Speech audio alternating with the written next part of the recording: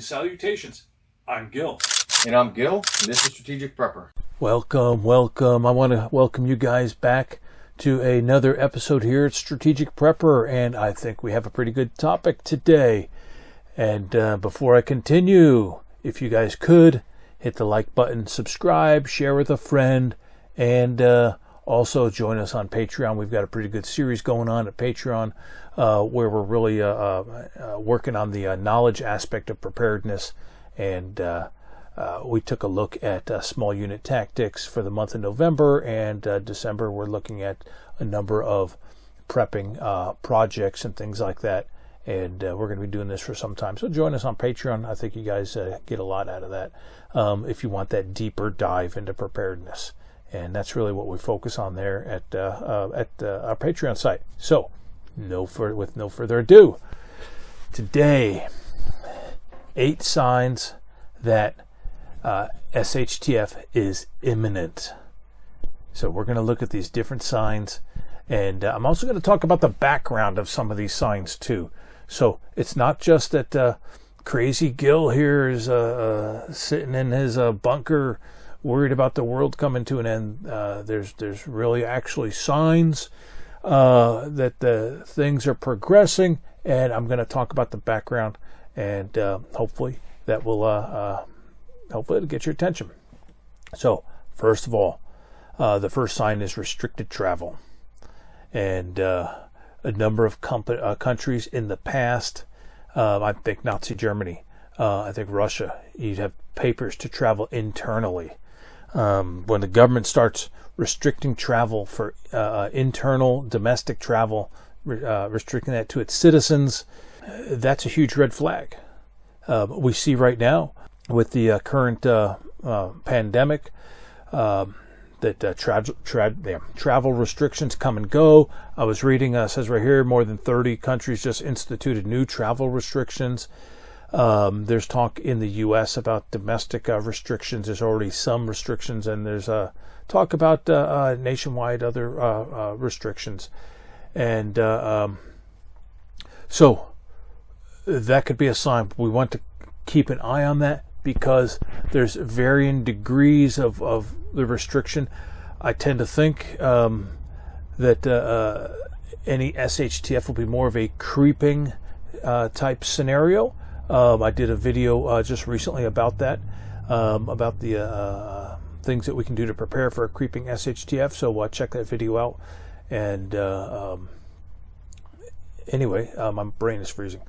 So travel restricted, especially internal to your country restrictions, is a sign that things are tightening. And like I've said in the other video, I really don't think that we're looking at a singular event. I think we're looking at a series of events that build up to create what ends up being SHTF, probably for some people, but not for others, as others just go along with the government system and surrender their freedoms. They're going to find initially that they're going to do better. But if you think about it, whenever this type of government crackdown happens, in the end, everyone ends up suffering. So, the Soviet Union, millions and millions died of starvation. And I know some of that was orchestrated.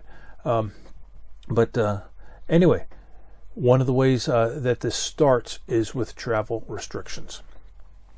All right. So, one thing that I want to, very brief discussion in the U.S., there's a lot of people saying, our federal system prevents that. It can't happen. I was looking at this article on Politico just recently. Yes, a national quarantine is constitutional and necessary. Not that Politico is the government, but they do have influence. And that's why I brought this up. And yes, I do read Politico every so often. It's good to know what your opposition is thinking. And so this whole article is talking about why they believe that it is legal and necessary for a nationwide quarantine, which is a severe travel restriction limited to your house. As we speak, Austria and Germany are implementing lockdowns for unvaccinated people. So this is one of those signs. Information being restricted. Again, in the U.S., we already see some of that, and there are a number of extra governmental organizations or companies that means outside of the government, that do have their own censorship and restriction of information. And right now, there's a limit to the number of options for getting information out. And so I really don't want to list all the different the few different sources. We know who they are. But when information gets restricted and there's a clamp down on that, for example, this might look like just a blackout of information on something where you can't find out anything on a particular topic related to government action. I mean, they'll do that on other topics, but we're going to look at restricted information. All right, so those are two of the earlier precursor type signs that we might need to watch out, because things are starting to get bad, because we actually already see some of those two first signs. All right, so I want to get to some of the bigger signs. Bank holiday. If we see bank holidays, and I'm not talking about President's Day or anything like that. I'm talking about emergencies. All right, so a few years ago, the Greeks declared a national holiday for the banks, which meant that the banks shut down, and they denied access. And it's interesting. I'm reading this a little bit of history on it. This is a Greek bank holiday from hell by Robert Peston, BBC News. So I'm looking at this just to kind of refresh my memory on some of these things. But one thing that he misses is that initially, first couple of days, they locked down all cash. No ATMs, no nothing. And I remember that. And then after a couple of days, people are hollering, we have to eat. We have to buy stuff. So they limited withdrawals to 80 euros. We'll call it about $100 a day of your money. But we're gonna talk about that in just a second. We are going to talk about that in just a second, because it ain't your money. Not in their mind. And so that is coming. Hang on. Don't quit. That's a pretty important bit of information here, because we want to understand how these people think and how they plan to operate, so that we can protect ourselves as much as possible. And so bank holiday means that they basically shut down the bank, no access. In the case of Greece, they ended up allowing $100 a day. That's all you could get. Doesn't matter what your bills were. That was just so that you can survive. So government has that power. They can shut down the banks. They can limit access. So if that happens, and especially if you're looking at it and saying, well, that shouldn't have happened, there's no reason for this, you need to start to be concerned. This happened a lot. Beginning of the Great Depression. Banks would be failing, and ended up, I think it was some Banking Act of like 1933 or something like that. But the government would declare a holiday, banks would just stop operating, and if you didn't have cash at home, you're screwed. So I do recommend that people keep some type of finances at home, so that if this does happen, or I should say when, I'm pretty sure it's going to happen. If it does happen, you're not one of the desperate people hanging out at the ATM and marching around at the banks. So I know people that are preparedness minded think about a total collapse of the economic system. In a scenario like this, now I'm talking the U.S., the dollar's still good. You just don't have any. And credit cards, they could lock down all the credit cards too. They have the power. That's my point. And if you see something like this, I'm saying get ready, because things could be getting worse. So I want to talk a little bit about this, because right now, in front of the Senate a woman has been nominated to be the comptroller of the currency, is what she's been nominated for. And no, I didn't bother Googling her name. I don't want to mention her name. This woman is an avowed communist. She has recently, as in like this year, has said that she does not believe that us common people should have our own bank accounts. She wants the government to basically run all the banks. Okay. So, keep that in mind, because when I talk about Cyprus, this is going to tie in. Okay. You probably aren't going to hear this tie in anywhere else. So, hang on a little. We're going to tie this into how Cyprus fits in. And those of you who know about Cyprus already know where I'm going on this. Okay. So, the comptroller of the currency. This woman being nominated, she only needs 51 votes. If it's 50-50, the vice president will be the tiebreaker.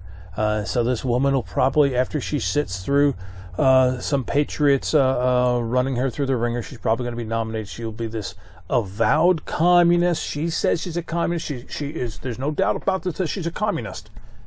There's no doubt about this that she believes that you and I should not have our own private bank accounts. There's no doubt. She has said this as recently as this year. Okay, I'm going to read from you federal regulations. Yes, I'm a safety guy, safety and security and all this. So I live in federal regulations. That's my world. So Title 12. All right. It's a Title 12 CFR 7.3 thousand. National Bank and Federal Savings Association operating hours and closings. All right. Paragraph B as in Bravo. Then I'm just going to take excerpts. Feel free to look it up, read the whole dang thing if you want.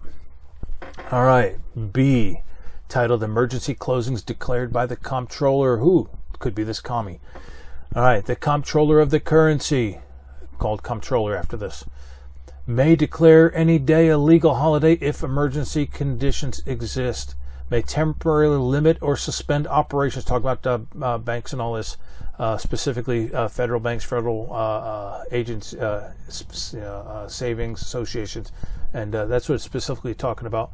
But she may temporarily limit or suspend operations. Emergency conditions may be caused by acts of nature or of man, or may include natural or other disasters, public health or safety emergencies, civil and municipal emergencies, cyber threats, or other authorized intrusions. Yet it talks about some paragraphs.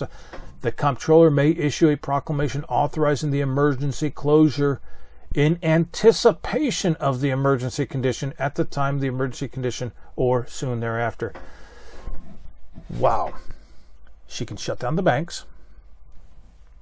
And you guys are going to get into me with some the state banks and all that, but trust me, they can shut them all down if they have to. All right. She has the power to shut the banks based on a whole bunch of things that could be an emergency, or in anticipation of the emergency. That's the regulation. That's federal law, federal regulation. This person is going to have this power.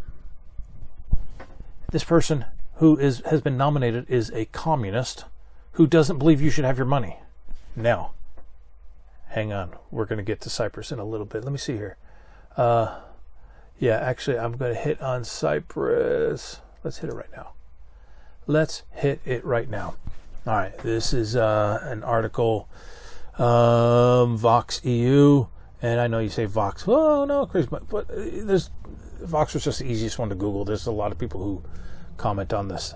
This is by Martin Brown, Iana Evangelou, and Helmut Stix, 2018 article, February 1. All right. But like I said, there's a lot of information on this. But they said this very well. The cornerstone of the new banking resolution policies across the world is the introduction of bail-ins to redistribute the cost of bank failures from taxpayers to creditors. All right. So, as the column uses the bail-ins of 2 banks in Cyprus to examine how bank depositors react, and that's what this article is about. So, basically, what a bail-in instead of the bailout. We all know about the bank bailouts. A bail-in means that you have a struggling bank, or as it says here, to redistribute the cost of the bank failure, right? Now, this comptroller believes that it's also important to have financial equity across the spectrum of the population, that this also is a crisis. Okay? So you have a failing bank, or you have a crisis or an emergency. And what a bail-in means is the bank confiscates your deposits. Here's the philosophy. Here, and like I said, this is the how do they say? It's there's worldwide regulations on this. Those people that run the banks are operating right now, including the U.S., including Europe. They're operating off of this philosophy that your deposits are not yours; they're the bank's, and you are a creditor. It's not your money. You loaned money to the bank, and just like anything else, if a bank fails, if somebody else has to confiscate their assets, it's their assets. It's not your assets. Okay, it's important to know. That's why I say, get some money out of the banks, and but it's not your asset. And remember, I said she believes that you shouldn't have personal bank accounts. So if she is the comptroller, she could declare an emergency. She could confiscate the bank's assets to redistribute so that there's economic equity across America, which means taking your money for the government. She could declare a national debt crisis. The details of what it would look like really don't matter. It's because it would be a fairy tale story. But my point is, this overall general scenario is not a fairy tale. The pieces are there. The pieces have happened. So by looking at history, you've had bail-ins. Bail-ins are the policy now, where they take our money out from the bank, and it's not really our money, it's the bank's. So they just take the bank's money, which is really, it is your money. They take your money out of your account and they give it to the government. They give it to whoever they want to. And what they'll do is they'll compensate you with useless shares in a bank. They'll come up with something useless to compensate you, as they did in Cyprus. The bank in Cyprus, these two banks were failing, so they confiscated the money, and they said, here, you now have shares of the bank. We're going to give you shares instead of your own money. Good, the bank's closing. What do I want shares for? The bank's closing. It's useless as lips on a chicken. So, and if you think about that, it's pretty dang useless. But, all right. And so these pieces are here, and if you start to see these type of things, I would say hang on to your put your seatbelt on, because a creeping SHTF could be right at the door. All right, I want to do a quick little update here. This woman that was nominated for comptroller of the currency, her name has been withdrawn from consideration. However, that doesn't mean the threat is over. It's very useful to understand how she thinks, because there are many in this administration, there are many in politics on the left that think just like she does. And although there is a temporary reprieve, I assure you it's only temporary. All right, so that's an update. That has changed since I have actually filmed this. So I'm watching every day and keeping an eye out for this type of news, so I can keep you guys informed. And all right, back to the video. All right, so we only got 3 of these. Number 4, and actually number 4 is tied in this. Access to your money is restricted. So that's number 4. So those two are tied closely together in my mind. Indefinite bank holiday, access to your money is restricted or confiscated. They just take your money, say it wasn't really yours to begin with. It was in the bank. All right, so that's 4. Next one, some type of accounting registry or collection.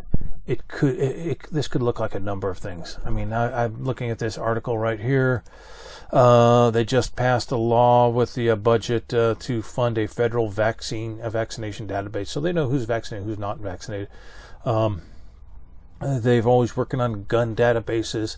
Now with the gun database, they were supposed to get rid of the records after a certain amount of years, and I hear that now they're not disposing of their records of the background checks and all that. So pieces are there.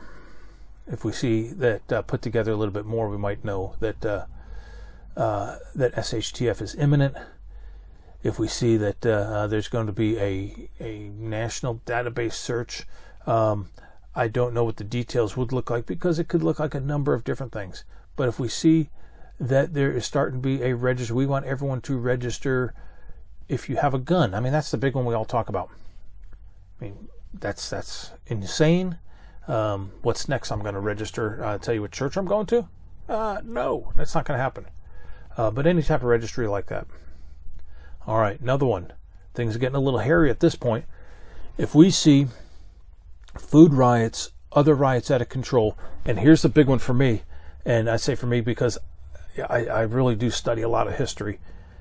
If you see, and we've had riots, 2020 was the year of riots and all this other stuff, Antifa and all these other people.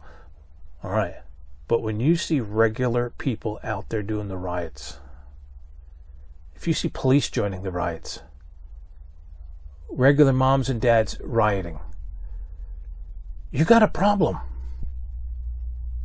Right now, the people causing the trouble when they do their riots are really thugs, for the most part. Some are just misguided kids or whatever. But when you see mom and dad out there and they're getting angry and you know, things are getting out of control, that's a huge sign that things have taken a turn. Let me give you an example. I remember when Marcos was president of the Philippines, and people were rioting, and you know, it wasn't really a big deal. But at one point, the military started joining the riots. You know, that's a sign that boom, hey, things are all over for you. So fortunately, for them, it was managed well and all that. But there's no guarantee that things are going to be managed well. If you see regular people, if you see the people who are designed to restrict the rioting, if you see them joining the rioting, the mass protests, that's a sign that things are about to get hairy pretty quick. All right, some severe government action to combat inflation. Price controls. Those of you who know basic economics, you know that if there's price controls, there's going to be shortages. We already see huge supply line shortages, supply side shortages. People keep saying that it's going to get worse. And did I see something? I thought I saw something here. Yes, I got this article. What is this? Who is this? Strangesounds.org. Okay. The apocalypse is near. Food production is collapsing. Soaring wheat prices from the U.S. to Russia are raising bread costs. That was just a couple of weeks ago, and it gets into it graphs all the different prices, and it's telling you the food problem is coming like real soon. So if we see government action to try to curb this, and price controls always bring shortages. Look at rent control cities. There's a shortage of housing. Price controls on fuel is going to limit fuel, and you can probably go on the internet and or go into this forum, YouTube, and I'm sure there's enough people talking about why that happens, but that's pretty consistent. But severe action could coincide with these other things we're talking about. We're going to seize your bank accounts. But there's a number of things, and like I said, price controls is one. Rationing is another aspect that countries have done when there's times of high inflation. And the last thing I have, rolling grid and utility failures, electricity, gas, trucks stop running, etc. So when you see the general power infrastructure, that's what we're going to call it. when you see problems with the power infrastructure, that is everything from the trucks driving to your electricity to your heating oil. When you start to see regular shortages in that area, then SHTF might be right around the corner. All right, so I've given you a lot to think about, and I have a video on steps that you can take for a what we call a creeping SHTF, and this is really what these are indicative of. This is not your EMP. This is not your nationwide terrorist attack that make for really good books. This is a creeping SHTF situation. You want to assess where you're at and make sure that you've taken the steps that you can to prepare yourself and your family for this. So 8 signs. Travel is restricted. Information is restricted. Bank holidays. Access to your money is restricted, or your money is confiscated. Some type of national registry. It could be tell me how much food you have stored up. Tell me where your gold is, where your ammo is. It could be the details really don't matter, but if they're starting to try to count who has what, that's a problem. Food riots, other riots, and rioting when regular people are involved. That's a sign that things have gotten a little hairy, and SHTF could be right around the corner. Also, severe government action to limit or to combat inflation, like price controls, like rationing, things like that, and rolled power system failures, whether it's truck drivers or utilities, heating oil, but just a rolling failure or shortages in that area. So 8 things that SHTF is imminent. All right. So let me know what you think. Put your comments down below. Click like, share with a friend, and what else? That's enough for today. All right. Stay safe and stay prepared.